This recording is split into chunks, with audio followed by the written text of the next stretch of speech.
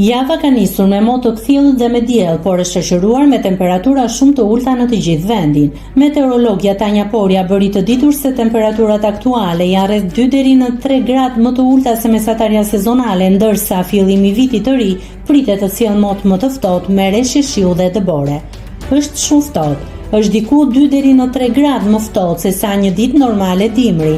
Ky vit po mbyllet me një temperaturë mesatare mjaft të lartë. Këto temperatura të ulta do të freskojnë tablon mjaft të nxehtë të 2025-s dhe fillimin e 2026-s, i cili do të jetë i ftohtë me shi dhe me dëbor u shpreh ajo.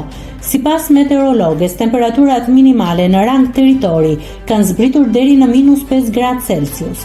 Termometri mëngjesit të sotëm ka vijuar me një tjetër rënje përveç asaj të ditës së diel. Kemi -5 deri në -2 për zonat malore. Pra -5 është vlera më e ulët sot në rang territori, kjo në zonat verilindore dhe në skajin verior. Ndërsa në shtrirjen perëndimore përfshir kryeqytetin, kemi temperatura nga 3 deri në 4 në brendësi të territorit, deri në 7 gradë në vijën bregdetare.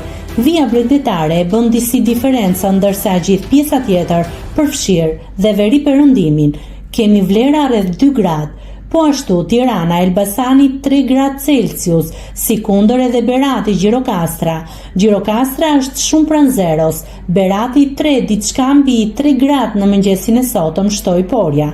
Nga dita e nesërme parashikohen reshje të pakta, ndërsa fillimi i vitit 2026 pritet të shoqërohet me temperatura më të ulta, me shi dhe dëbor në disa zona të vendit. Nëse klikoni mbi butonin subscribe, do t'ju shfaqen të gjitha publikimet tona.